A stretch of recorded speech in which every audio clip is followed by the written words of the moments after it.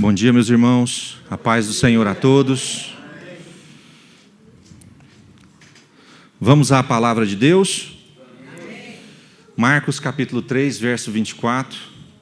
Diz assim: se um reino estiver dividido contra si mesmo, tal reino não pode o que, irmãos?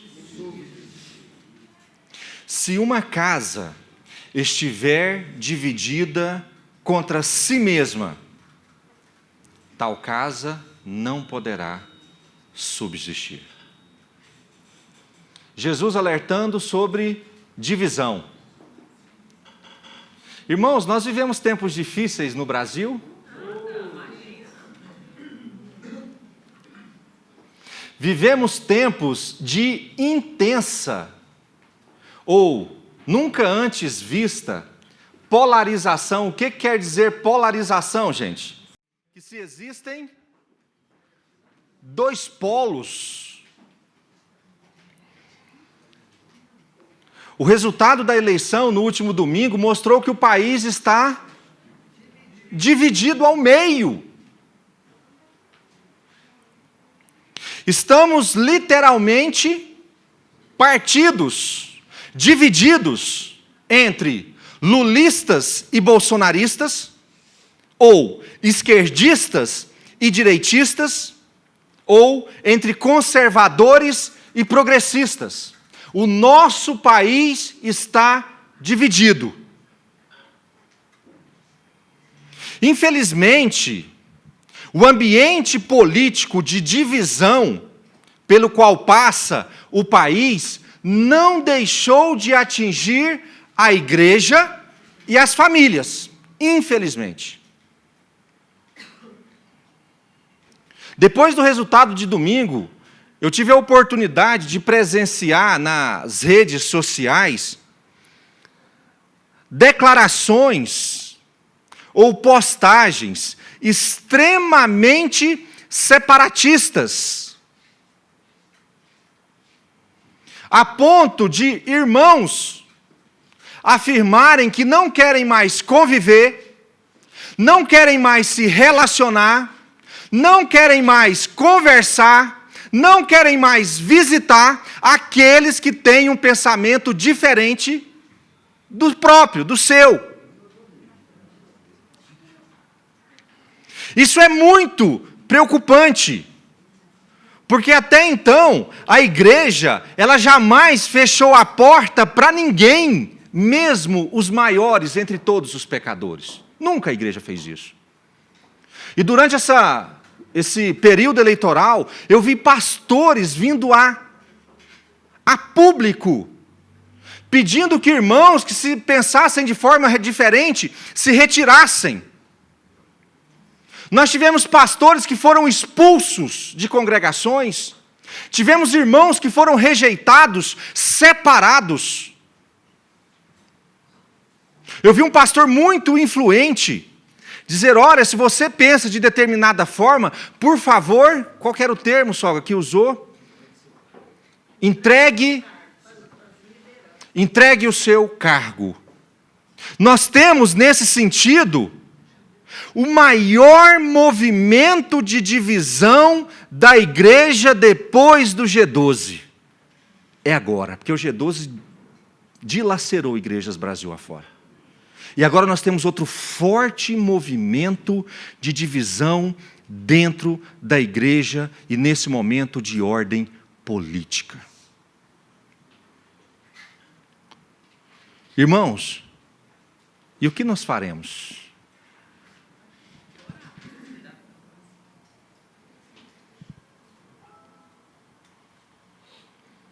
Nós lemos acima, Marcos 3, que um reino dividido, ele não pode existir, ele não pode se sustentar, ele não pode subsistir.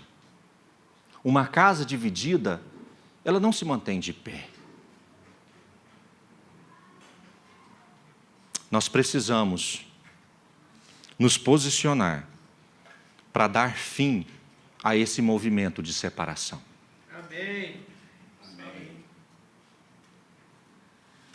Irmãos, nós precisamos nos posicionar para dar fim a esse movimento de separação. Amém. É isso mesmo. É tempo de repensarmos nossa postura como servos de Deus e como parte da Igreja de Cristo. Por isso eu quero pegar um texto, só para nos ajudar um pouquinho, que está em 2 Samuel, capítulo 2, verso 8. Abram para mim. Porque, guardadas as devidas proporções, tem um certo aspecto de similaridade entre Israel e o que nós estamos vivendo atualmente. E eu quero aproveitar esse texto para a gente aprender o jeito certo de fazer. E identificar também o jeito errado. E 2 Samuel, capítulo 2, verso 8, diz assim: Abner, filho de Ner, capitão do exército de Saul, tomou Isbosete, fica melhor, não fica? Filho de Saul, e o fez passar a Maanaim, e o constituiu rei sobre Gileade, sobre os Assuritas, sobre Jezreel, Efraim, Benjamim e sobre todo o Israel. Da idade de 40 anos era Isbosete, filho de Saul, quando começou a reinar sobre Israel, e reinou 2 anos. Somente a casa de Judá seguia a Davi. O tempo que Davi reinou em Hebrom sobre a casa de Judá foram 7 anos e 6 meses. Só até aí. Nesse trecho, nesse pequeno trecho da história de sucessão do rei Saul, que foi o primeiro rei de Israel, nós vemos que o movimento político em Israel seguia uma tendência de levantar como rei, após a morte de Saul, quem? Geralmente, quando o rei morre, quem assume o reino? O filho.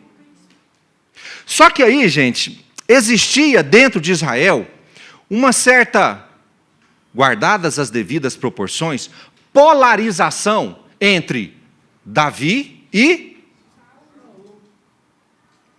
polarização essa que havia começado por intermédio de Saul, quando começou a perseguir Davi. Davi teve que fugir e se esconder, e à medida que Saul ia fazendo besteira atrás de besteira, o povo fugia do castelo ou do reino, e adivinha com quem que eles se aliavam? Com Davi. Então quem ia ficando descontente, desagradado, inconformado, insatisfeito com as atitudes de Saul, largavam Saul e migravam para apoiar quem? Só que aí Saul vem e morre. Aí você sabe o que acontece no reino? Está lá no verso 10. Da idade de 40 anos era Isbosete, filho de Saul, quando começou a reinar sobre Israel e reinou 2 anos. Aí ele diz assim: somente a casa de... Você sabe quantas casas tinha Israel? 12. Eram 12 tribos. Dessas 12 tribos, 11 seguiram a tendência natural, que era Isbosete, e apoiaram o reinado de Isbosete, e apenas a casa de Judá, ou a tribo de Judá, apoiou quem? Davi. Só que dentro desse contexto, nós temos uma ruptura institucional no que diz respeito à sucessão do rei sobre a nação. Porque Isbosete morre assassinado. Gente, se o rei morreu, o filho dele morreu, quem é que assume depois? A linhagem que vinha acontecendo. Só que há uma ruptura institucional nessa sucessão monárquica. Aquelas tribos que haviam apoiado o reino de Isbosete, elas migraram e levantaram a quem? A Davi. Davi estava na linha de sucessão de Saul? Davi era parente de Saul? Davi não era nem da mesma tribo de Saul, porque Saul era da tribo de Benjamim, Davi era da tribo de Judá. Então eles não eram nem da mesma tribo. Então nós temos nesse contexto uma ruptura institucional. Uma ruptura naquilo que deveria ser a normalidade das coisas. Dentro dessa estrutura, então, nós temos duas vertentes sobre quem deveria reinar em Israel. Muitos achavam que quem deveria reinar em Israel nesse momento seria a sucessão de Saul. Depois da morte de Isbosete, muitos consideraram que deveria ser a Davi, começar em Davi. E eu não vou aprofundar nesses textos ou nessa situação dentro da visão do direito ao trono. Nós não vamos fazer isso aqui hoje, sobre quem tinha mais direito ou quem não tinha. Eu quero entender, para a gente poder aprender, a forma de relacionamento de um para com o outro. Porque nós temos duas vertentes políticas. Eu quero saber como é que Davi se relacionava com a linhagem de Saul, e eu quero entender como é que aqueles que estão no meio dessa confusão toda estão se relacionando no meio dessa, para ver se eu aprendo o jeito certo de fazer. E para a gente tentar esclarecer isso, nós vamos estudar sobre a forma de relacionamento de um lado para com o outro, estabelecidas dentro da visão que era o senso comum, o que todo mundo achava, e a visão de Davi.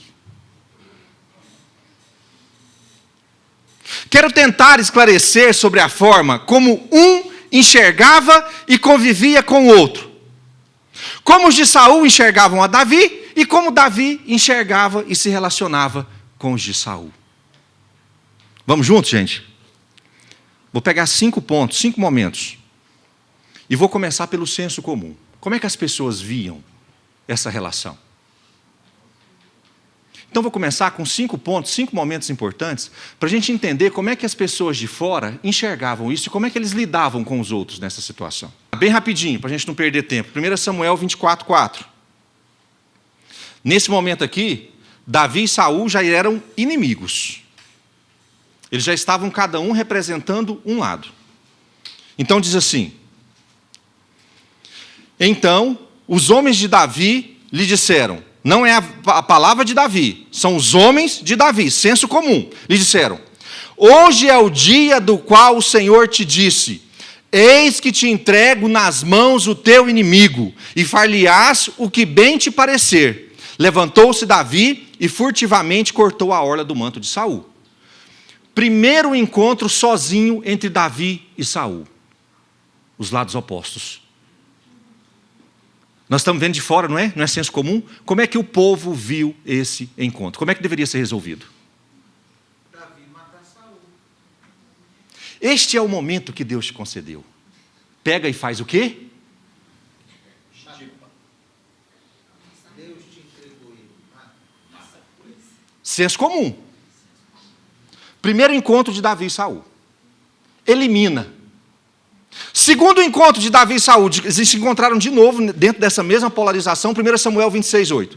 Então disse Abissai a Davi, outro encontro, o segundo: Deus te entregou hoje nas mãos o teu inimigo, deixa-me, pois, agora encravá-lo com a lança ao chão de um só golpe, não será preciso segundo, eu vou matar ele de uma vez só. Senso comum. Outra pessoa em outro momento. O que o senso comum dizia? Nesse aspecto? Vapo! Outro momento. Saul foi morto. Vocês lembram que nós estudamos a morte de Saul aqui? Ele se lançou, ele suicidou, ele se lançou sobre a espada dele. Mas só que ele ficou meio cambaleando assim. Aí chegou um cidadão e deu golpe de misericórdia em Saul. 2 Samuel, capítulo 1, verso 10. Não é Davi, senso comum. Arremessei-me, pois, sobre ele, sobre Saul, e o matei. Olha a convicção dele. Porque eu bem sabia, que ele não viveria depois de ter caído. Tomei-lhe a coroa que trazia na cabeça e o bracelete, e os trouxe aqui ao meu senhor, entregando a coroa para Davi. Ó, se vangloriando. Ele estava para morrer, mas eu fui lá e peguei a coroa e trouxe aqui. Fiz isso aqui para você. Outra pessoa diferente. Senso comum. 2 Samuel, capítulo 4, verso 8. Outra pessoa. Aí, mataram a Isbosete, o filho de Saul.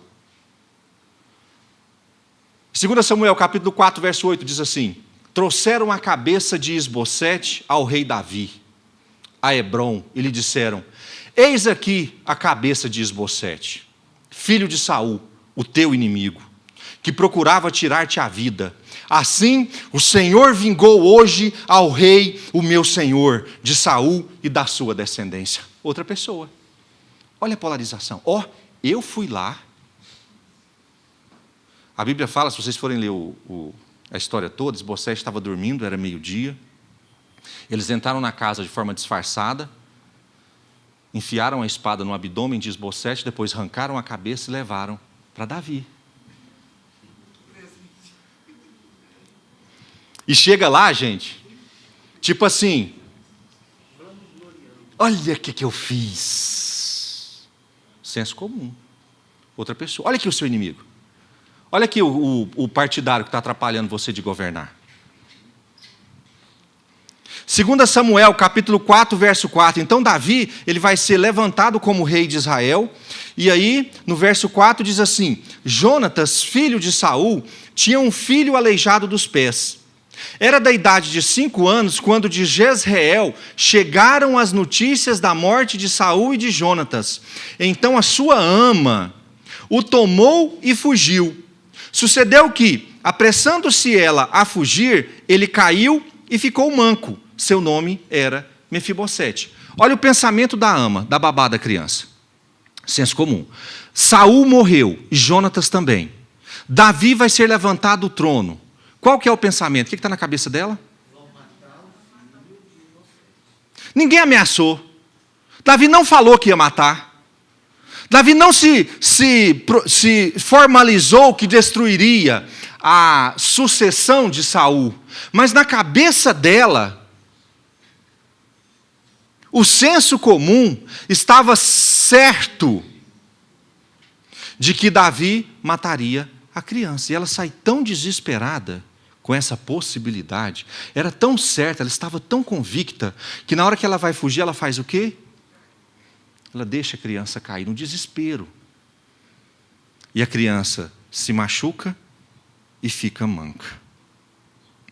Temos, nesses 5 contextos, um conjunto de conclusões que as pessoas tinham dentro desse relacionamento entre Saul e Davi. O senso comum concluía que não era possível que ambos pudessem coexistir. Para um viver, para um reinar, para um conseguir ter tranquilidade, o outro precisa ser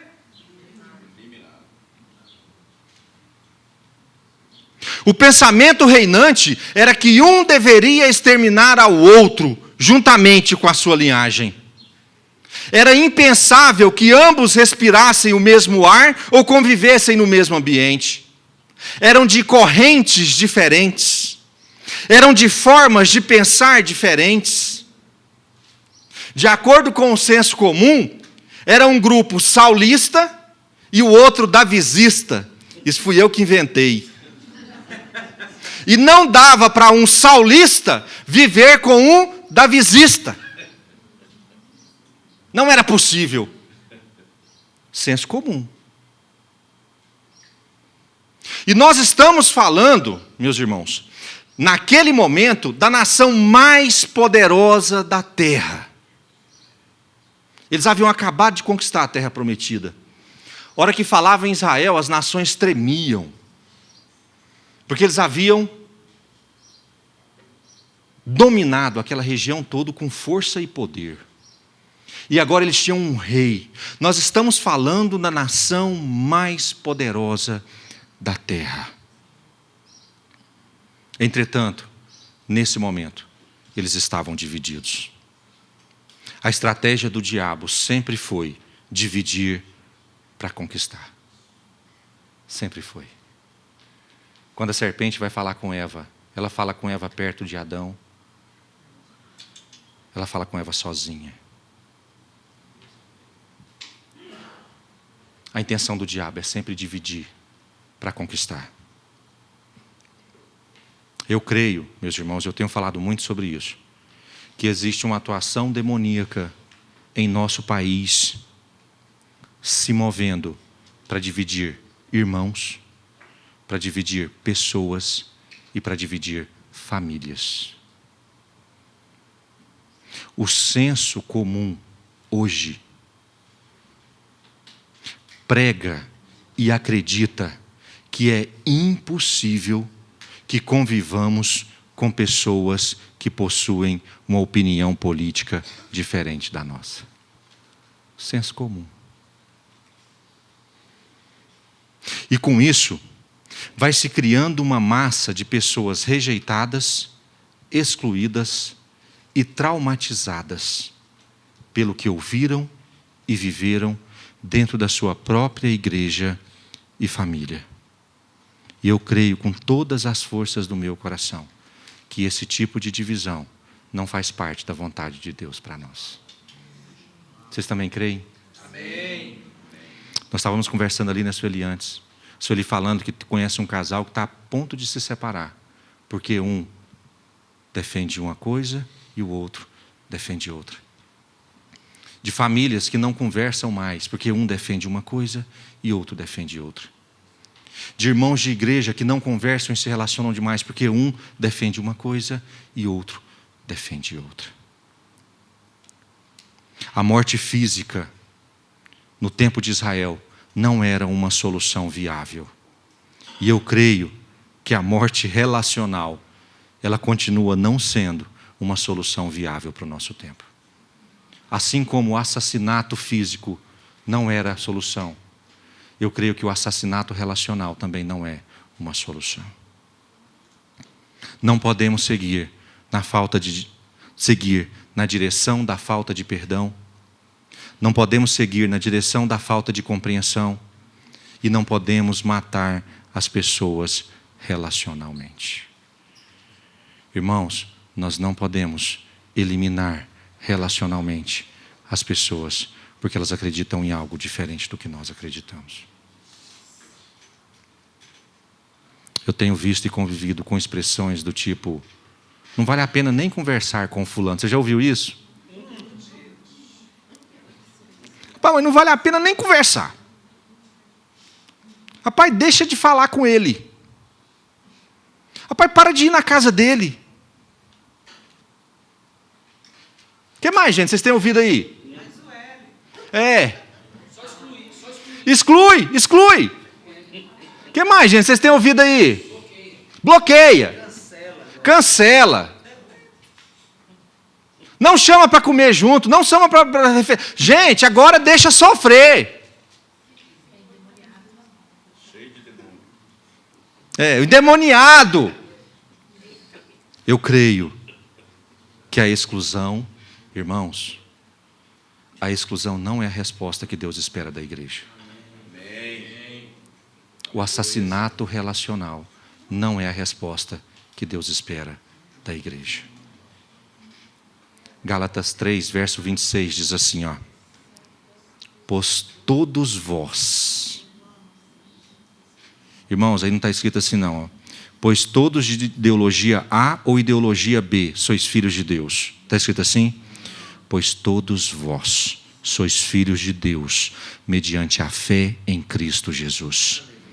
Porque todos quantos fostes batizados em Cristo, de Cristo vos revestistes. Dessarte não pode haver judeu, nem grego, nem escravo, nem liberto, nem homem, nem mulher, nem de direita, nem de esquerda, nem lulista, nem bolsonarista, porque todos vós sois um em Cristo Jesus. E se sois de Cristo, também sois descendentes de Abraão e herdeiros segundo a promessa. E a visão de Davi? Nós vimos o senso comum. Como é que Davi reagia a essa polarização? Vamos viajar nesses 5 momentos? 1 Samuel, capítulo 24, verso 6. 1 Samuel 24, 6 diz assim, está lá na tela. Naquele primeiro encontro entre Davi e Saul, o que o senso comum dizia? Mata. O que Davi respondeu? E disse aos seus homens, olha aqui a resposta ao senso comum. O Senhor me guarde de que eu faça tal coisa ao meu Senhor, isto é, que eu estenda a mão contra ele, pois é o ungido do Senhor. Com estas palavras, Davi conteve os seus homens e não lhes permitiu que se levantassem contra Saul. Retirando-se Saul da caverna, prosseguiu o seu caminho. Olha que interessante, porque ele é a parte interessada, gente. Ele é a parte principal interessada. Acaba com Saul ali e os problemas dele. O segundo encontro, 1 Samuel 26, verso 9. Naquela hora que Abissai queria cravar Saul com a lança, Davi, porém, respondeu a Abissai: não mates, pois quem haverá que estenda a mão contra o ungido do Senhor e fique inocente? Não faça isso. 2 Samuel, capítulo 1, verso 11, quando aqueles homens chegaram com a notícia de que Saul havia sido morto, que deu o golpe fatal, lembram, gente? Olha o que Davi responde.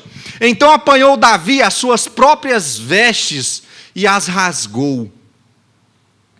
Eu fico imaginando a cara dos homens que levou a notícia. Que eles imaginavam o que de Davi? Ia vibrar, ia comemorar. Morreu. Então apanhou Davi as suas próprias vestes e as rasgou. E assim fizeram todos os homens que estavam com ele. Prantearam, choraram, jejuaram, até a tarde por Saul, e por Jonatas seu filho, e pelo povo do Senhor, e pela casa de Israel, porque tinham caído a espada. Olha que interessante. E tem mais, eu não quis estender, mas Davi puniu os homens que mataram a Saul. Condenou-os, porque eles não deveriam ter feito isso. Depois vem aqueles que levaram a cabeça de Isbosete, vocês lembram? 2 Samuel, capítulo 4, verso 10, aí está Davi com aquela cabeça no colo, e ele responde aos assassinos, ele diz assim: se eu logo lancei mão daquele que me trouxe notícia, dizendo, eis que Saul é morto, parecendo-lhe, porém, aos seus olhos que era como quem trazia boas novas, e como recompensa o matei em Ziclague, muito mais os perversos, que mataram a um homem justo em sua casa, no seu leito. Agora, pois, não requereria eu o seu sangue de vossas mãos, e não vos exterminaria da terra? Quando eles acharam que estavam fazendo coisa bom, Davi falou, não, vocês vão ser condenados por essa morte que vocês promoveram, que vocês mataram um homem justo. Ele não se alegrou com a morte de Isbosete. Davi não matou a Saul quando teve chances, nem se alegrou como esperava o senso comum, quando soube da notícia da morte de Saul. Ele também não recompensou o homem que havia assassinado Isbosete, pelo contrário, condenou à morte. Na visão de Davi, aquela situação de divisão entre os da casa de Saul e os da casa de Davi não eram oportunidades para matar ou separar. Davi os respeitava como parte do povo de Deus. Irmãos, Davi nunca achou motivo para eliminá-los, excluí-los, cancelá-los ou matá-los, porque eles eram integrantes do povo de Deus. Mas o mais impressionante, porque nós contamos o caso do menino que caiu com a ama, vocês lembram? Senso comum, a ama achou que ele ia morrer, É o que Davi faz com ele. Porque esse ainda estava vivo. Desses 5 casos que nós lemos, o único que estava vivo era Mefibosete. E olha o que Davi faz. 2 Samuel, capítulo 9, verso 1, diz assim, está na tela. Disse Davi: resta ainda, porventura, alguém da casa de Saul, para que use eu de bondade para com ele, por amor de Jonatas? Havia um servo na casa de Saul, cujo nome era Ziba. Chamaram-no que viesse a Davi. Perguntou-lhe o rei: és tu Ziba? Respondeu: eu mesmo, teu servo. Disse-lhe o rei: não há ainda alguém da casa de Saul para que eu use de bondade de Deus para com ele? Então Ziba respondeu ao rei: ainda há um filho de Jonatas, aleijado de ambos os pés. E onde está? Perguntou-lhe o rei. Ziba lhe respondeu: está na casa de Maquir, filho de Amiel, em Lodebar. Então mandou o rei Davi trazê-lo de Lodebar. Eu fico imaginando a hora que as carruagens de Davi estão chegando para pegar Mefibosete. O que Mefibosete pensou, gente?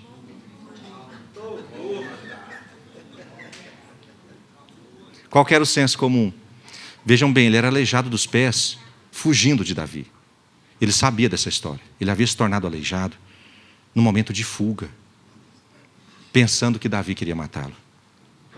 Então mandou o rei trazê-lo de Lodebar, da casa de Maquir, filho de Amiel. Vindo Mefibosete, filho de Jonatas, filho de Saul, a Davi, inclinou-se, prostrando-se com o rosto em terra. Mas disse-lhe Davi: Mefibosete. Ele disse: eis aqui teu servo. Então lhe disse Davi: não temas, porque usarei de bondade para contigo, por amor de Jonatas, o teu pai. E te restituirei todas as terras de Saul, teu pai, e tu comerás pão sempre à minha mesa. Então se inclinou e disse: quem é teu servo para teres olhado para um cão morto, tal como eu? Chamou Davi a Ziba, servo de Saul, e lhe disse: tudo o que pertencia a Saul e toda a sua casa dei ao filho de teu senhor. Trabalhar-lhe-ás, pois, a terra, tu e teus filhos, falando para Ziba, tu e teus filhos e teus servos, e recolherás os frutos, para que a casa de Mefibosete tenha pão que coma. Porém, Mefibosete, filho de teu senhor, comerá pão sempre à minha mesa. Tinha Ziba 15 filhos e 20 servos. Disse Ziba ao rei: segundo tudo quanto meu senhor o rei manda a seu servo, assim o fará. Comeu, pois, Mefibosete à mesa de Davi, como um dos filhos do rei. Tinha Mefibosete um filho pequeno, cujo nome era Mica. Todos quantos moravam em casa de Ziba eram servos de Mefibosete.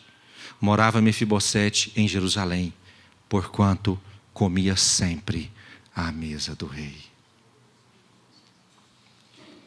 Eu gosto demais dessa história. Enquanto o senso comum considerava Mefibosete como um inimigo, uma ameaça, alguém que pensa diferente, Davi o considerava como um filho. Você vai sentar na mesa junto com os meus filhos. Não deveria haver morte, não deveria haver separação, não deveria haver exclusão. Davi não o considerava como um inimigo ou como uma ameaça. Essa conduta de Davi tem muito a nos ensinar. Eu quero aprender, gente. Quantos, por pensarem de forma ideológica diferente, estão separados hoje da nossa casa, se considerando como se fosse um inimigo? Irmãos, quantos olham para sua casa e se sentem como um cão morto, como disse Mefibosete, por não sustentarem a mesma corrente ideológica que você acredita? Eu quero hoje te incentivar a fazer como Davi naquela ocasião. Aprender com o que ele fez. Gente, porque é interessante. Porque não partiu do excluído a interação. Davi acordou um dia, olhou para a parede assim e disse assim: tem alguém da casa de Saul? Olha o que Davi diz, do nada, ninguém está nem tocando no assunto. tem alguém da casa de Saul para que eu possa usar da bondade para com ele, por iniciativa própria, por vontade própria. Por isso eu quero te incentivar hoje a você identificar, gente, nessa confusão em que nós fomos colocados, alguém se separou da sua casa por pensar de forma diferente de você? Alguém está escondido nos rincões do país? Lá em casa não tem ninguém escondido, não. Morrendo de medo de falar com você, morrendo de medo de interagir com você, a ponto de levar uma patada, não quer visitar a sua casa, não quer estar junto de você, não quer te ouvir. Tem alguém que nessa confusão toda que nós fomos submetidos, está completamente separado de você por questão ideológica? Pois eu quero te incentivar hoje, chame-o para a tua mesa. Chama para a sua casa. Restaure o relacionamento. Chame-os de volta à tua presença para se assentarem novamente à sua mesa. Mostre que não é a raiz política o senhor do seu relacionamento. Você sabe que muitos pregadores usam essa experiência de Davi com Mefibosete para mostrar como Deus age com os excluídos. Olha para você ver como é que isso é poderoso. A interação de Davi, ela é comparada à interação de Deus conosco. Irmãos, deixe que a sua interação para com aqueles que estão separados sirva de exemplo para aqueles que ainda não têm Jesus. Deixe as pessoas verem Jesus na sua atitude, assim como aconteceu com Davi. Assim como muitos enxergam a Deus na atitude de Davi, deixe que as pessoas enxerguem a Jesus nas suas atitudes de reconciliação. Hoje está duro de ouvir um amém aqui. Transforme a iminente ameaça de morte relacional, tão pregada pelo senso comum, porque hoje todo mundo fala que é impossível conviverem. Transforme essa ameaça de morte relacional em ação de acepção, a ponto de as pessoas reconhecerem a Jesus através da sua atitude. Atraia os que se perderam em toda essa tempestade e mostre que eles são importantes e valiosos para você. 1 Coríntios capítulo 9, verso 19. Olha o que Paulo diz. Porque sendo livre de todos, fiz-me escravo de todos. A fim de quê, gente? A fim de ganhar o maior número possível. Procedi para com os judeus como judeu, a fim de ganhar os judeus. Para os que vivem sob o regime da lei, como se eu mesmo assim vivesse, para ganhar os que vivem debaixo da lei, embora eu não esteja eu debaixo da lei. Ao sem lei, como se eu mesmo fosse sem lei, não estando sem lei para com Deus, mas debaixo da lei de Cristo, para ganhar os que vivem fora do regime da lei. Fiz-me fraco para com os fracos, com o fim de ganhar os fracos. Fiz-me tudo para com todos, com o fim de por todos os modos salvar alguns. Tudo faço por causa do Evangelho, com o fim de me tornar cooperador com Ele. Você não faz por causa do Lula. Você não faz por causa do Bolsonaro. Você faz por causa do Evangelho. Por causa do Evangelho. Fiz-me tudo para com todos, com o fim de por todos os modos salvar alguns. Muito tem se falado sobre a conversão de uma corrente ideológica a outra. Você precisa converter o da esquerda para a direita. Os da esquerda falam, você precisa converter os da esquerda para a direita, os da direita para a esquerda. Assim, vocês entenderam, né? A bagunça que eu fiz aí. Mas... Muitos falam sobre a conversão, que a gente precisa se esforçar para converter uma corrente ideológica a outra. Se você vê que tem pessoas de esquerda, convença essas pessoas de esquerda a irem para a direita. Se você vê que pessoas de direita, convença as pessoas da direita a ir para a esquerda. Meus irmãos, nós não servimos ideologias ou partidos políticos. Nós servimos a Jesus e anunciamos o Evangelho para a salvação de todos. Nós não servimos ideologias. Bolsonaro vai passar, Lula vai passar, a esquerda vai passar, a direita vai passar, mas o reino do Senhor existirá para sempre.